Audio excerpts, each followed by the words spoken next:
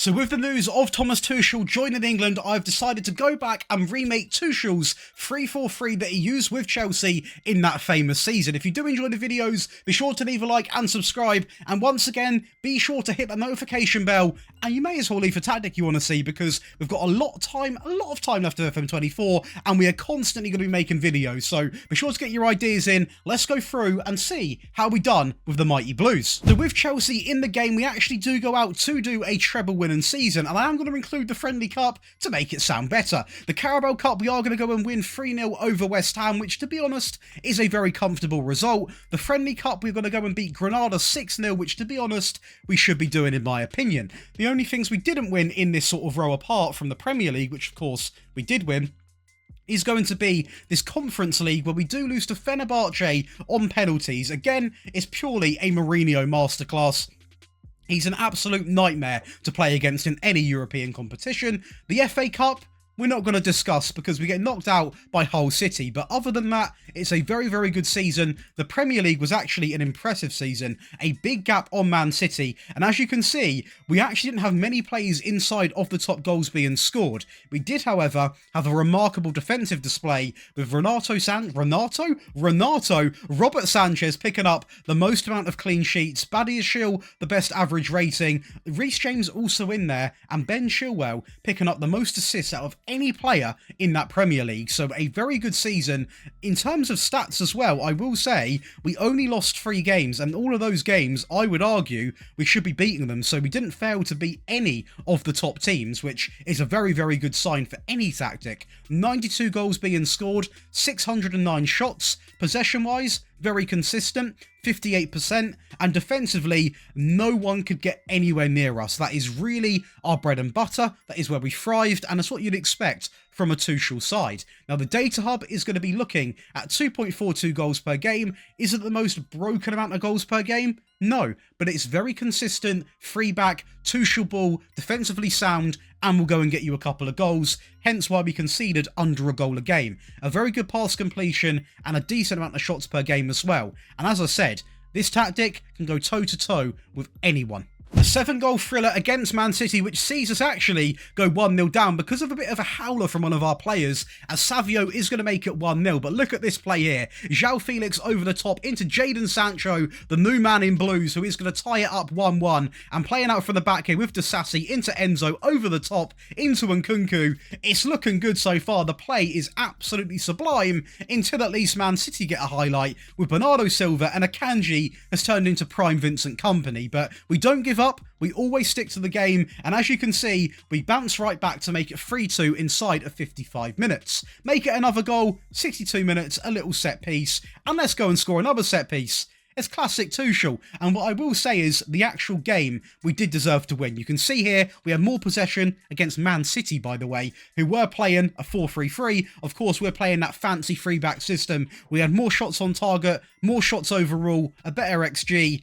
You can't really question it. It's incredible. I then went over and tested with Dortmund with the defensive version of this tactic. Again, if you are new, every tactic has 3 variants, which I always use, so make sure you are getting all 3. And we've come out and actually won the treble. We're going to win the Pokal 3-0 over Borussia Mönchengladbach, which is a very, very easy win. And we actually beat Frankfurt, a decent team in Europe, 3-0 as well. But the real talking point is going to be this Bundesliga win right here. As you can see, 29 wins and 5 draws. Invincible season. Yes, we pick up 5 draws, but still a remarkable time. These draws, again, only 1 or 2 top teams there in Bayern and Leipzig, who, do you know what I'm going to take? Because that's absolutely incredible. Again, it appears we've been very good defensively with Cabell picking up the most clean sheets, and it is going to be Guirassy being the top goal scorer. Now, stat-wise, you're going to see it. The most clean sheets, the fewest conceded, the most goals, the most shots, possession, incredibly up there in second place, just behind RB Leipzig with 59% of the ball. Pass completion actually down to 6th, so I won't hide that fact. Not your 89s, your 90s, but obviously enough to do a treble-winning season.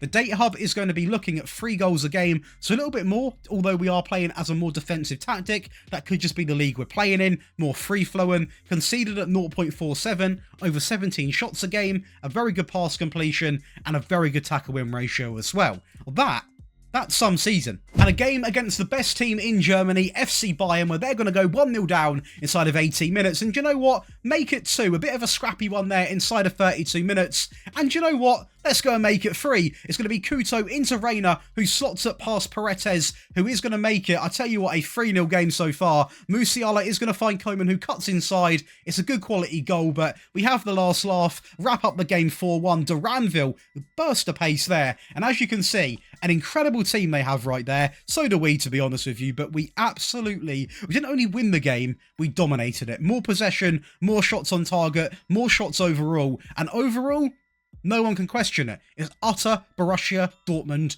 dominance. Lastly, we are going to test with a powerhouse. That is going to be PSG. We are going to come out and actually win literally everything. The Trophy de Champion, we're going to win 3-0 over Monaco. The French Cup, we're going to beat Monaco 1-0. That's 2 over Monaco so far. Man City don't only get beaten, they get obliterated in the Champions League 5-0. And the French League, we're going to come out and be invincible again with only 1 draw against Marseille in a 0-0. And this is the difference between using, decent teams, very good teams, don't get me wrong, Chelsea and Dortmund. But when you are playing as a powerhouse, which we did use the attacking variant, not 1, not 2, but 3 players in the goals, 3 players in the average rating, 3 players in the assists, and Donnarumma picking up the most clean sheets. That's absolutely insane. That's an incredible season, and as you can see, we're going to take home almost everything. The only thing we don't, which I would have liked, is possession, but still very good with 60%. We are going to have the most dribbles. Defensively, no one's going to be near us. We are literally probably the best defensive team in Europe this season. The most shots, the fewest shots against, and the most goals. That's not shy of 100 over Monaco. That is a remarkable season. I know it's with PSG, with no Mbappe to clarify, but this is what happens when you do play as a top team. And the Data Hub is going to be looking at close to 5 goals every single game, 0.26 conceded, a great pass completion, and just over 24 shots per game. That is absolutely remarkable. Yes, we are going to watch the Champions League final because Man City are no pushover, and as you can see, we're making it look like they are because we got off to a great start there, and it just seemed to strengthen. Every single goal we got better and better. Dembele making it 2 in 32 minutes, and a bit of press there from Marco, who's going to play it through into Kolo Muani, into Dembele, into the bottom left to make it 3-0, and so far so good with Hakimi down the right, into Dembele again, going alone, back into the middle. Man City fallen asleep, nothing they can do, as we are going to wrap it up 5-0 inside of 81 minutes. And if you look at the stats, I don't even need to talk. Now over to your favourite part of the video, that is going to be the tactic breakdown. If you are enjoying back home, be sure to leave a like and subscribe, and once again, do turn on the notification bell. And if you do enjoy rebuilds, come on over to my second channel, where we're posting a lot of rebuilds right now, and maybe we'll use this tactic to rebuild Chelsea one day, because I quite like the idea. But to make this tactic, all you want to do is go over and create your own style, and look for that famous, we can't even find it, so we're going to select a 5-2-3, and we'll change it in the game. Of course, it is a 3-4-3 we're after. But for now, we'll select this. So then over to the tactic breakdown, let's go over and learn a little bit about some of these player roles. Again, the mentality is going to be set to attacking on that clean slate. And let's go and talk about the goalkeeper, which of course is going to be a sweeper keeper who is simply going to be set to support. Now, when it comes to the back line, it is going to be quite composed. We are going to go with 2 wide centre-backs, not only on the right-hand side, but of course on the left-hand side as well, who are both going to have the same instruction. Can you guess? You probably can. That is going to be set to tackle harder on the right-hand side and also on that left-hand side as well. Now, in the middle, because we have got 2 quite reserved wide centre-backs, we are going to go with a ball-playing defender who is going to have one important instruction, and that is, or 2 important instructions. That is going to be dribble more and also tackle harder. Now, very important you have one player dribbling more in this default variant, because he'll pick up the ball and simply dribble with it, drive with it, which is exactly what we want to do, because we still have 2 centre-backs at the back, even if he does push up here a little bit, and that risk makes the real big difference. I do want to quickly say, if you are interested in unlocking all of these wonderful perks, including access today to all of these tactics on console, also on mobile, you get them early, you get the rebuild files, access to monthly giveaways, and so much more. You can come on over and check out the Patreon, where you can be part of a team of 5,000 people. At the moment, we've got a giveaway of £500 split between multiple winners. We do these giveaways monthly, and at the moment, we're absolutely cooking, so they seem to be getting better and better. So do come on over and join, because trust me, there's tons of content still coming before FM25, and when that game comes out, oh boy, there's going to be more and more content more than I can even imagine. But let's go through and talk about these wing-backs, who I will say had a very, very important part to play in this season. So very important you've got wing-backs who, to put it bluntly, can attack, because they are going to need to do that in this system. So the wing-back on the left-hand side is going to be set to attack, and he is going to have some custom instructions. That is going to be set to take more risks,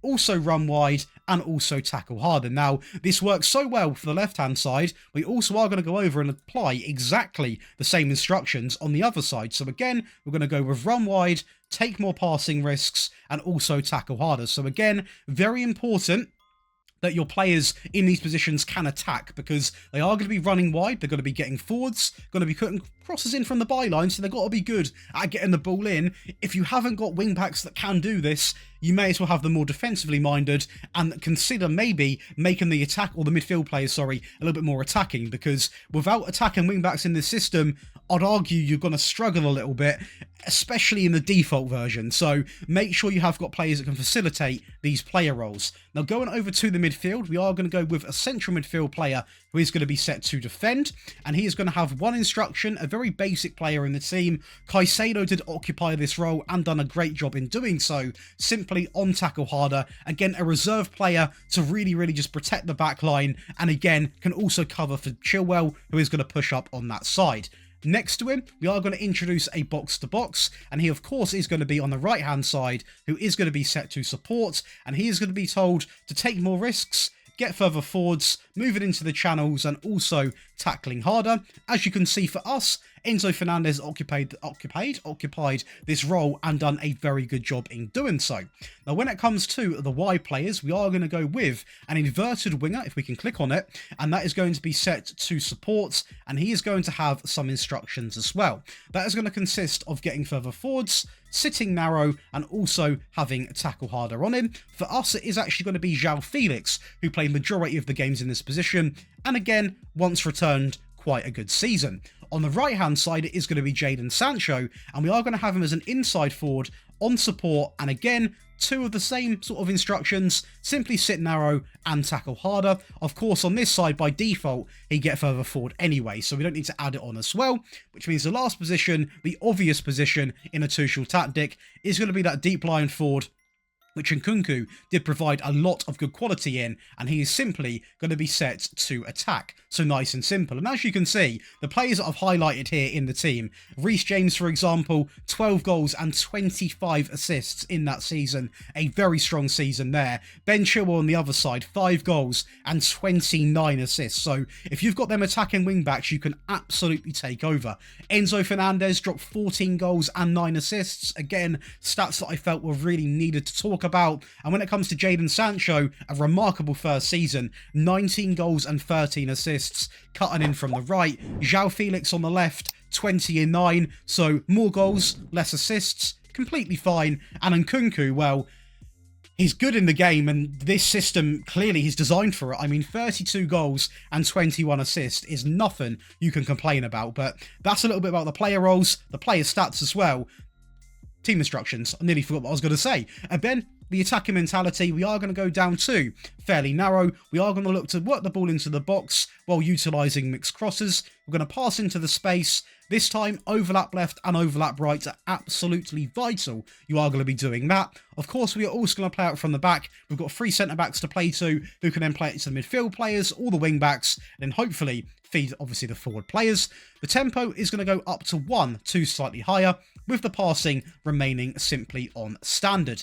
In transition, we are going to opt for a counter-pressing style, counter, and play to anyone across the back line while simply rolling the ball out. And lastly, out of possession, we are going to deploy the high pressing line with a higher defensive line. We're going to get stuck in, prevent short goalkeeper distribution, and lastly, we are going to max out that trigger press to much more often. And that's going to give you boys and girls the default version of this 3-back system. But now to the attacking version for the bigger teams, which of course will score more goals. Now over to that attacking version of the tactic. Again, it is going to be the same shape, but a little bit buffed up. So the goalkeeper does remain the same. The wide centre-backs also remain the same, as does the ball-playing defender. The wing-backs also are going to remain the same because they are naturally very attacking anyway. The The box-to-box on the right is now going to have 4 instructions: take more risks, get forwards, move into the channels, and also tackle harder. The central midfield player is now going to be on support, opposed to defend, and he is also going to get further forwards and also tackle harder. The inside forward on the right-hand side and also on the left are now going to have one real big change. They are both now going to be shooting more often. So these are the instructions for the left, and on the right, exactly the same, actually having more shots at the goal. So again, for this instruction to work, make sure your inside players can actually finish. They've got good finishing stats. If they don't, simply don't have it on, because you'll become quite annoyed very quickly. And the advanced forward, he remains obviously a new role, but on the default. So again, a more direct approach in behind opposed to that deep line forward, but it will get you more goals, as the advanced forward in Football Manager, well, it's absolutely broken. It's as simple as that. To the team instructions though, the mentality is still going to be set to attacking. We're going to go down to fairly narrow. Work ball into the box is going to be a must. This is all going to remain the same because that is purely how we want to play. We're going to pass into the space. This also remains the same, so slightly higher and standard. For me, I didn't feel the need to max out the tempo, and of course, we're going to run at defence. So again, a little bit more aggressive in terms of when it comes to the dribbling style, but mainly the big change is actually done in the player roles, as we've already discussed. As in transition, it's going to be counter press and counter. Roll the ball out to anybody. Again, I will say, if you've got quite a big striker, you could actually go with long goal kicks, but be prepared for that risk factor. You could lose the header, you could lose the flick on. So for me, I kept it quite simple. And lastly, out of possession, we are going to go with that high pressing line, but this time, the much higher defensive line. Get stuck in, prevent short goalkeeper distribution, and lastly, we're going to max out that sugar press to the absolute limit. And that's going to give you boys the attacking version of the tactic, but now to the defensive one to seal out the game with, and also to play with some really small teams with, because this tactic can be used with anyone. It's all about what variant you choose. So the defensive variant actually is going to look somewhat similar, and it still does feature some of the same player roles. And as you can see, the goalkeeper does remain the same, as does the wide centre-backs, and does the ball-playing defender, because I don't want this tactic to be a complete park the bus, no attack and quality, because you don't win your games like that, which means the wing-backs also do remain exactly the same. So, nice and simple. The real big change that is done in this defensive version is the central midfield player comes back on defend, but also we scrap the box-to-box and bring in another CM on support, on get forwards, move into the channels, and also tackle harder. So a big change regarding that. The inside forward on the right and the inverted winger go back to the same as the default, so nice and simple. And the deep line forward is now going to be on support as well. So it's a little bit different, but it gets the job done. And trust me, this is the perfect way to play if you are playing as a smaller team, or you are simply trying to, run the clock down a little bit, putting it bluntly.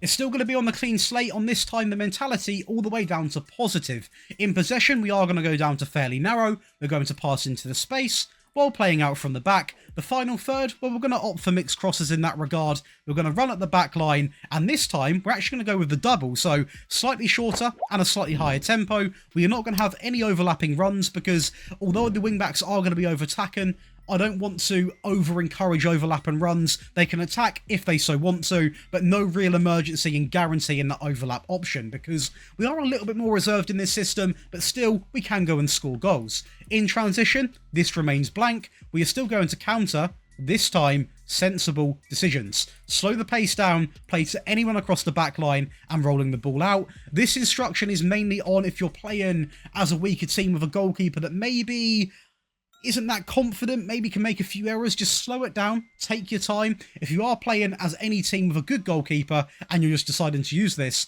you can untick this, and in fact, if anything, I'd actually recommend it.